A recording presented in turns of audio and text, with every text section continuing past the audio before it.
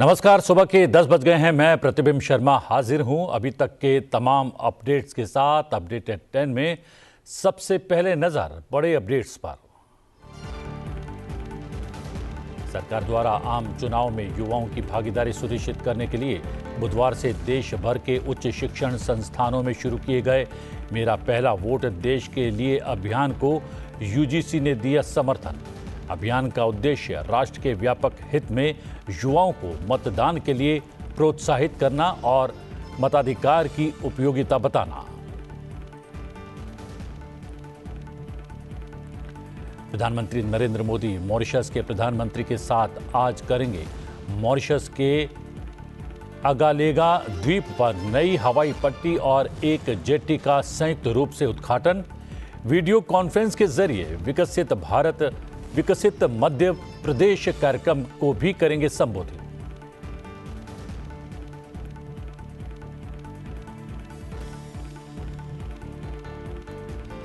आतंकवाद को जड़ से समाप्त करने के लिए है प्रतिबद्ध सरकार।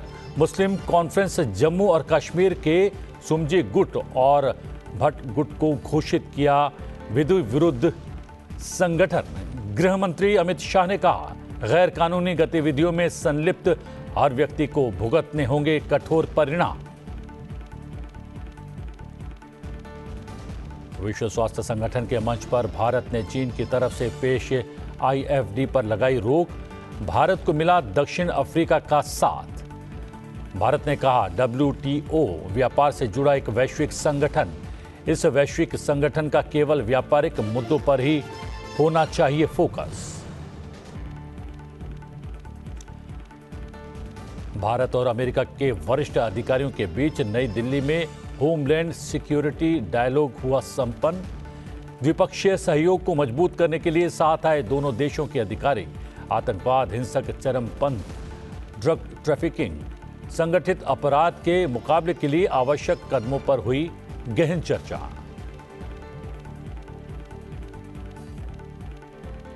सरकार ने आम चुनाव में युवाओं की भागीदारी सुनिश्चित करने के लिए बुधवार से देश भर के उच्च शिक्षण संस्थानों में मेरा पहला वोट देश के लिए अभियान शुरू किया है।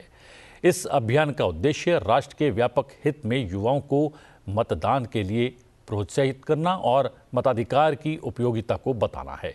यह अभियान 6 मार्च तक चलने वाला है। लोकसभा चुनाव से पहले युवाओं और पहली बार के मतदाताओं में मतदान के प्रति रुझान बढ़ाने के लिए चुनाव आयोग के साथ ही शिक्षा मंत्रालय ने एक बड़ी पहल की है। उच्च शिक्षण संस्थानों से 28 फरवरी के 6 मार्च के बीच मेरा पहला वोट देश के नाम से एक अभियान चलाने के निर्देश दिए गए हैं। इस अभियान के दौरान उच्च शिक्षण संस्थानों में मतदाता जागरूकता से जुड़ी विभिन्न गतिविधियां आयोजित की जा रही हैं। केंद्रीय शिक्षा मंत्री धर्मेंद्र प्रधान के अनुसार सभी उच्च शिक्षण संस्थानों से अपने अपने परिसरों में युवा शक्ति की भागीदारी बढ़ाने के लिए मतदाता जागरूकता अभियान चलाने को कहा गया है। इससे पहले मंगलवार को वोट एंथम लॉन्च किया गया, जिसे प्रधानमंत्री नरेंद्र मोदी ने भी शेयर किया।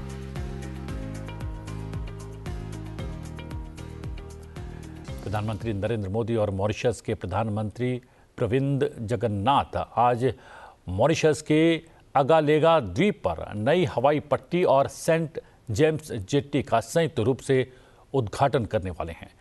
दोपहर बाद 1 बजे वीडियो कॉन्फ्रेंस के माध्यम से इस कार्यक्रम का उद्घाटन किया जाएगा।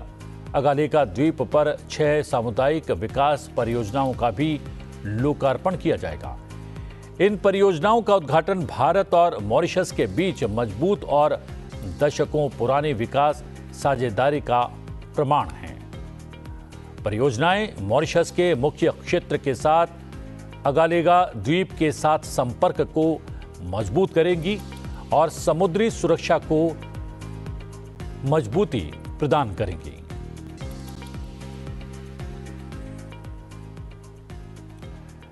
प्रधानमंत्री नरेंद्र मोदी आज शाम 4 बजे वीडियो कॉन्फ्रेंसिंग के माध्यम से विकसित भारत विकसित मध्य प्रदेश कार्यक्रम को संबोधित करने वाले हैं। इस कार्यक्रम के दौरान प्रधानमंत्री मध्य प्रदेश में 17,500 करोड़ रुपए से अधिक की कई विकास परियोजनाओं की आधारशिला रखेंगे और कई परियोजनाएं राष्ट्र को समर्पित भी करने वाले हैं। इन परियोजनाओं में सिंचाई, बिजली, सड़क, रेल, जल आपूर्ति, कोयला उद्योग, कई महत्वपूर्ण क्षेत्र शामिल हैं। प्रधानमंत्री मध्य प्रदेश में साइबर तहसील परियोजना का भी शुभारंभ करने वाले हैं। प्रधानमंत्री मध्य प्रदेश में 5500 करोड़ रुपए से ज्यादा की सिंचाई परियोजनाओं का शिलान्यास करेंगे। इन परियोजनाओं में अपर नर्मदा परियोजना, राघवपुर बहुउद्देशीय परियोजना और बसनिया बहुउद्देशीय परियोजना शामिल हैं। इन परियोजनाओं से डिंडोरी, अनूपपुर और मंडला जिलों में 75,000 हेक्टेयर से अधिक कृषि भूमि को सींचा जा सकेगा और इस क्षेत्र में बिजली आपूर्ति बढ़ेगी और पेयजल का संकट भी समाप्त होगा। प्रधानमंत्री राज्य में 800 करोड़ से अधिक की 2 छोटी सिंचाई परियोजनाएं भी राष्ट्र को समर्पित करेंगे। इन परियोजनाओं में पारस डोह सूक्ष्म सिंचाई परियोजना और औलिया सूक्ष्म सिंचाई परियोजना शामिल है।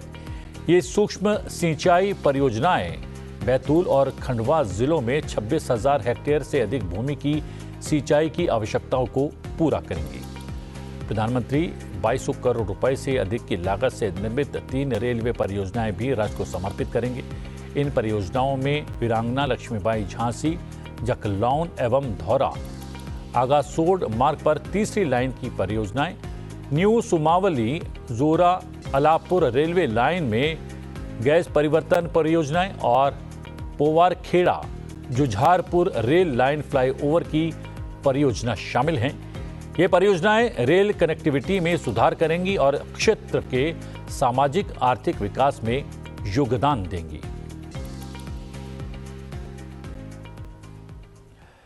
तमिलनाडु के दौरे के बाद प्रधानमंत्री नरेंद्र मोदी महाराष्ट्र पहुंचे, जहां उन्होंने यवतमाल से राज्य में रेल, सड़क और सिंचाई से संबंधित 4,900 करोड़ रुपए से अधिक की कई बुनियादी ढांचा परियोजनाओं का उद्घाटन किया और लोकार्पण किया। प्रधानमंत्री ने इस अवसर पर कहा कि इन प्रोजेक्ट्स से महाराष्ट्र की प्रगति को बढ़ावा मिलेगा। प्रधानमंत्री ने सार्वजनिक सभा में प्रधानमंत्री किसान सम्मान निधि योजना की 16वीं किश्त भी जारी की। इसके अलावा प्रधानमंत्री ने यवतमाल में महिलाओं के 5.5 लाख स्वयं सहायता समूहों के लिए 825 करोड़ रुपए की राशि भी वितरित की। प्रधानमंत्री महाराष्ट्र में 1,300 करोड़ रुपए से अधिक की रेल परियोजनाओं का उद्घाटन उन्होंने इस दौरान किया। इन परियोजनाओं से विदर्भ और मराठवाड़ा क्षेत्रों में संपर्क सुविधा बढ़ेगी और विकास को गति मिलेगी। आज यहां महाराष्ट्र के विकास से जुड़े हजारों करोड़ रुपए का शिलान्यास और लोकार्पण हुआ है। आज किसानों को सिंचाई की सुविधाएं मिल रही हैं, गरीबों को पक्के घर मिल रहे हैं, गांव की मेरी बहनों को आर्थिक मदद मिल रही है और नौजवानों का भविष्य बनाने वाला इंफ्रास्ट्रक्चर मिल रहा है। विदर्भ और मराठवाड़ की रेल कनेक्टिविटी बेहतर बनाने वाले रेल प्रोजेक्ट्स और नई ट्रेनें आज शुरू हुई है। इन सब के लिए मैं आपको बहुत बहुत बधाई देता हूं। साथियों, आप याद कीजिए, ये जो इंडी गठबंधन है, इसकी जब केंद्र में सरकार थी तब क्या स्थिति थी? राष्ट्रपति द्रौपदी मुर्मू इन दिनों ओडिशा के दौरे पर हैं। आज वो धरणीधर और उत्कल विश्वविद्यालय के छात्रों का मार्गदर्शन करेंगी और जनजातीय समुदाय से भी बातचीत करेंगी। राष्ट्रपति आज क्योंझर में गोनासिका के कदलीबाड़ी गांव में पीवीटीजी के सदस्यों के साथ संवाद करेंगे। इसके बाद वो क्योंझर की जनजातियों, जनसमूह, संस्कृति और विरासत विषय पर एक राष्ट्रीय संगोष्ठी का उद्घाटन भी करेंगी। राष्ट्रपति क्योंझर के गंभीरिया में धरणीधर विश्वविद्यालय के विद्यार्थियों को संबोधित करने वाली हैं। राष्ट्रपति शाम के समय भुवनेश्वर में उत्कल विश्वविद्यालय के 53वें दीक्षांत समारोह में मुख्य अतिथि होंगी। राष्ट्रपति द्रौपदी मुर्मू ने रांची में बुधवार को झारखंड केंद्रीय विश्वविद्यालय के 3रे दीक्षांत समारोह को संबोधित किया। इस अवसर पर राष्ट्रपति ने कहा कि युवा भारत के सबसे बड़े संसाधन और पूंजी हैं। उन्होंने ये भी कहा कि भारतीय अर्थव्यवस्था 2030 तक तीसरी सबसे बड़ी अर्थव्यवस्था बनने जा रही है। हमने 2047 तक भारत को विकसित राष्ट्र बनाने का लक्ष्य रखा है। युवाओं के पास न केवल सुनहरे भविष्य को बनाने की अपार संभावनाएं हैं, बल्कि साथ ही उनके लिए परिस्थितियां भी वर्तमान में अनुकूल हैं।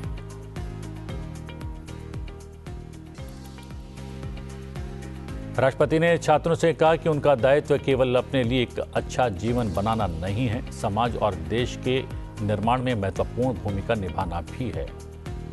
उन्होंने कहा कि संकल्प लेना चाहिए कि वो जहां भी काम करेंगे एक समृद्ध और विकसित भारत के निर्माण के लिए काम करेंगे, एक ऐसे समाज के निर्माण के लिए काम करेंगे जहां सद्भाव हो और जहां प्रत्येक व्यक्ति का जीवन गौरवपूर्ण हो।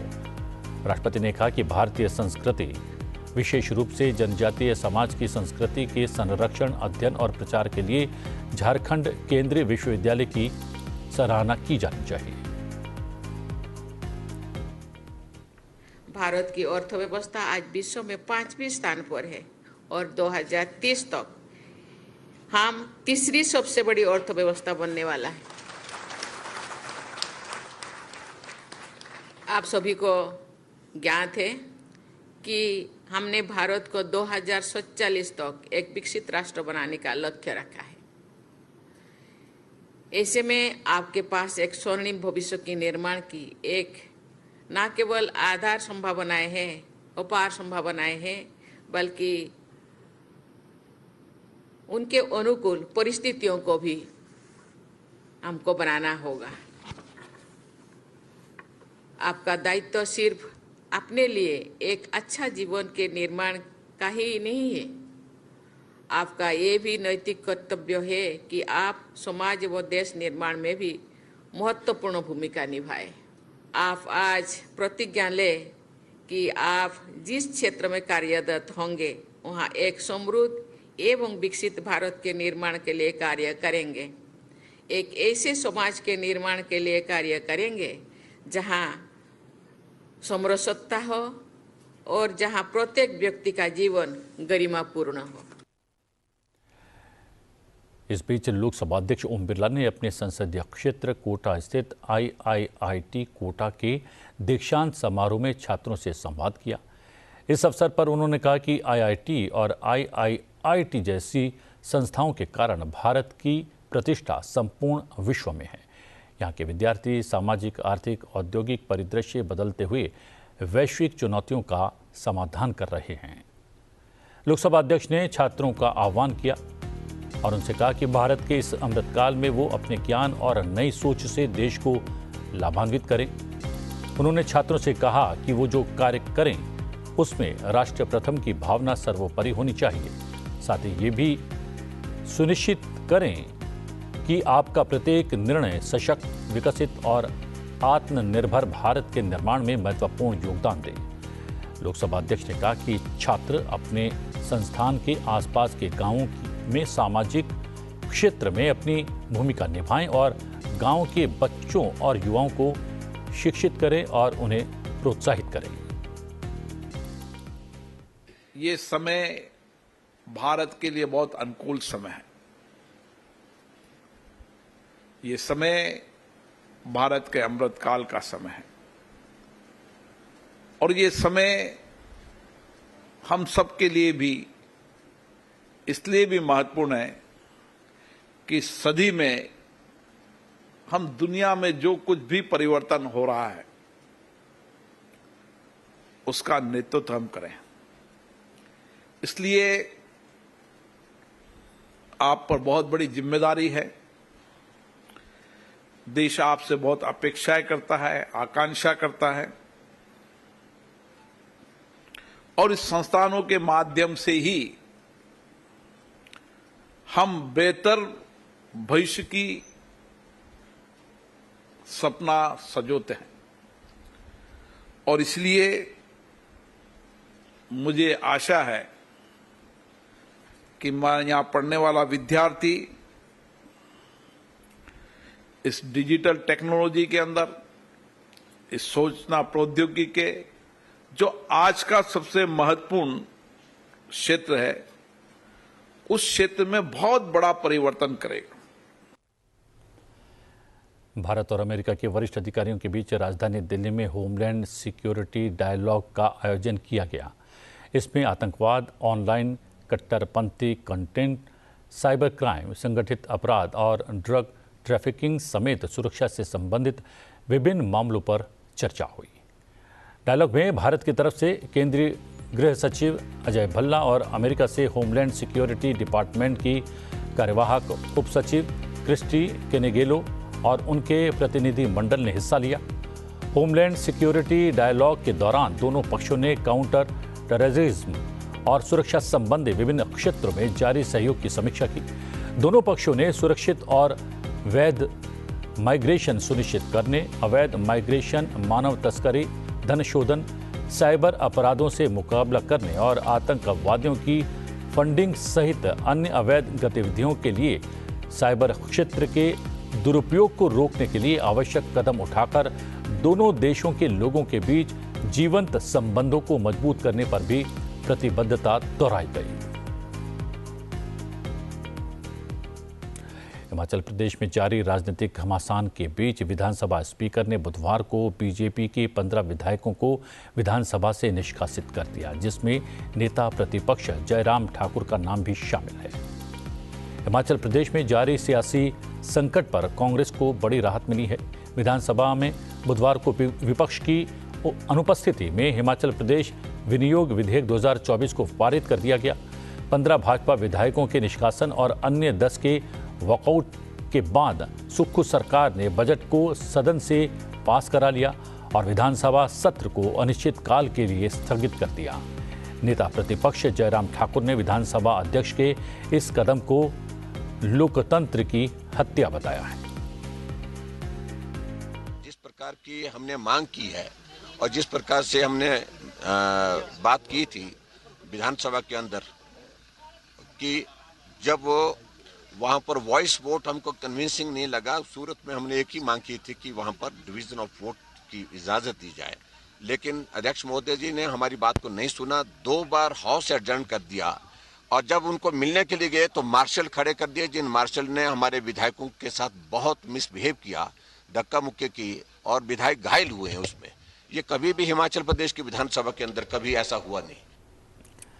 भारत ने पिछले 2 वर्षों में सेमीकंडक्टर क्षेत्र में महत्वपूर्ण प्रगति की है और इस अवधि के दौरान सरकार को वैश्विक चिप निर्माताओं से 2.50 लाख करोड़ रुपए के निवेश प्रस्ताव भी हासिल हुए हैं। ये जानकारी केंद्रीय इलेक्ट्रॉनिक्स और प्रौद्योगिकी राज्य मंत्री राजीव चंद्रशेखर ने साझा की है। राजीव चंद्रशेखर ने ये बात पुणे में आयोजित विकसित भारत एम्बेसडर मीट में बोलते हुए कही।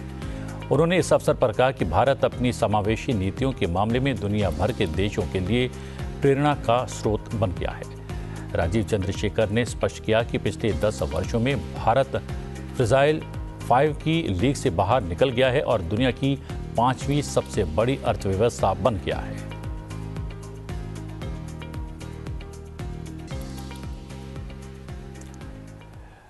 विश्व माफ कीजिएगा WTO के मंच पर भारत ने चीन की तरफ से पेश IFT पर रोक लगा दी है। भारत के अलावा दक्षिण अफ्रीका ने भी चीन के खिलाफ आवाज़ उठाई। भारत ने अपने कदम को स्पष्ट करते हुए कहा कि WTO व्यापार से जुड़ा एक वैश्विक संगठन है और इस वैश्विक संगठन को केवल व्यापारिक मुद्दों से निपटने पर फोकस करना चाहिए। IFD पर रोक के बाद चीनी राष्ट्रपति शी जिनपिंग की महत्वाकांक्षी परियोजना बेल्ट एंड रोड इनिशिएटिव और इससे जुड़े स्वार्थ पर नकेल कसी जा सकेगी। हम बता दें कि बुधवार को WTO में चीन के नेतृत्व वाले निवेश सुविधा विकास समझौते पर रोक लगाने के बाद अब इस प्रस्ताव का उल्लेख अंतिम परिणाम में नहीं किया जाएगा। मंत्री स्तरीय सम्मेलन के अंतिम परिणाम दस्तावेज के बारे में आधिकारिक सूत्रों ने कहा, भारत और दक्षिण अफ्रीका ने WTO में IFD प्रस्ताव पर रोक लगा दी है। भारत ने यह भी कहा कि इस वैश्विक संगठन को केवल व्यापारिक मुद्दों से निपटने पर फोकस करना चाहिए। IFD belt and road initiative में शामिल देशों के बीच एक समझौता है। इसका नेतृत्व चीनी राष्ट्रपति शी जिनपिंग करते हैं। इसमें चीन के निहित स्वार्थों को देखते हुए IFD पर रोक बेहद अहम मानी जा रही है। केंद्रीय गृह मंत्रालय ने आतंकी नेटवर्क पर नकेल कसते हुए मुस्लिम कॉन्फ्रेंस जम्मू कश्मीर सुमजी गुट और मुस्लिम कॉन्फ्रेंस जम्मू कश्मीर भट्ट गुट को गैर कानूनी संघ घोषित कर दिया है। इससे पहले सरकार ने जम्मू कश्मीर के संगठन जमाते इस्लामी पर प्रतिबंध लगाया था। गृह मंत्रालय ने इन दोनों संगठनों को UAPA के तहत अगले 5 साल तक बैन कर दिया है। इसकी जानकारी खुद गृह मंत्री अमित शाह ने सोशल मीडिया प्लेटफॉर्म X पर दी। गृह मंत्री अमित शाह ने लिखा, आतंकवादी नेटवर्कों पर प्रहार करते हुए सरकार ने मुस्लिम कॉन्फ्रेंस जम्मू और कश्मीर सुमजी गुट और मुस्लिम कॉन्फ्रेंस जम्मू और कश्मीर भट्ट गुट को गैर कानूनी संगठन घोषित किया है। गृह मंत्री ने कहा कि ये संगठन राष्ट्र की संप्रभुता और अखंडता के विरुद्ध गतिविधियों में शामिल थे। उन्होंने लिखा कि PM मोदी की सरकार आतंकवाद को जड़ से उखाड़ने के लिए प्रतिबद्ध है और जो कोई भी गैर कानूनी गतिविधियों में संलिप्त होगा उसको गंभीर परिणाम भुगतने होंगे।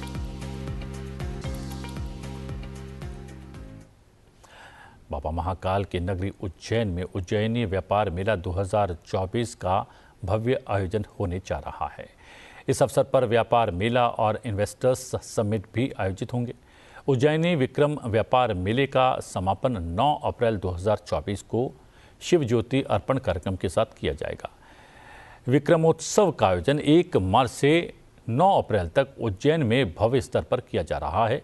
1 महीने से अधिक समय तक चलने वाले आयोजन में विक्रमादित्य वैदिक घड़ी और विक्रम पंचांग का लोकार्पण किया जाएगा। प्रख्यात अभिनेत्री हेमा मालिनी द्वारा भगवान शिव और देवी दुर्गा पर आधारित नृत्य नाटिका की प्रस्तुति सहित अन्य कई सांस्कृतिक कार्यक्रम आयोजित किए जाएंगे। विक्रमोत्सव 1 मार्च से 9 अप्रैल 2024। प्राचीन भारत में व्यापार का सबसे बड़ा केंद्र माने जाने वाली बाबा महाकाल की नगरी उज्जैन में उज्जैनी विक्रम व्यापार मेला 2024 का 1 मार्च 2024 को भव्य शुभारंभ। 40 दिनों तक भव्य मेले का आयोजन ऑटोमोबाइल्स, इलेक्ट्रिकल्स, हस्तशिल्प उत्पाद, खान पान की दुकानों से सुसज्जित होगा आयोजन स्थल। गैर परिवहन यानों एवं हल्के परिवहन यानों के विक्रय पर जीवन काल मोटरयान कर की दर में 50% की छूट। ऋण सुविधा के लिए विभिन्न बैंक के लगेंगे स्टॉल। रियायती मूल्य पर मिलेंगे विभिन्न उत्पाद। भारत टेक्स 2024 देश में आयोजित किए गए सबसे बड़े वैश्विक कपड़ा आयोजनों में से एक है।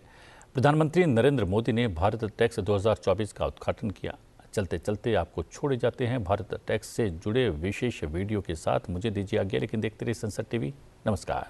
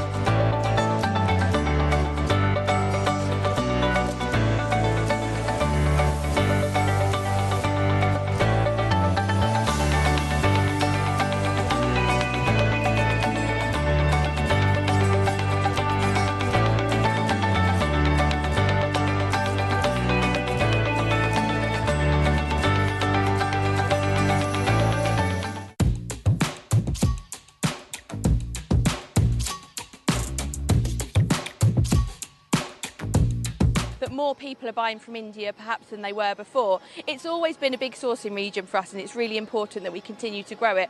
I guess the key is more sustainable fabrics, recycled materials, and I think that's something we do still need to work on. We haven't seen as much of it here as we'd like to, but we're pushing suppliers to do more of that.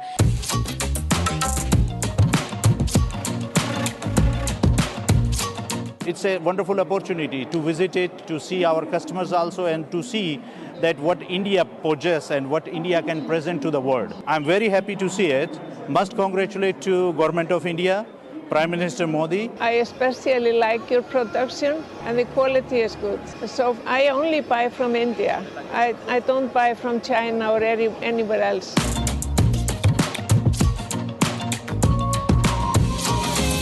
I'm definitely enjoying this. I think this is a very good opportunity for us domestic brands as well to source different kinds of fabric and really feel the authenticity of it.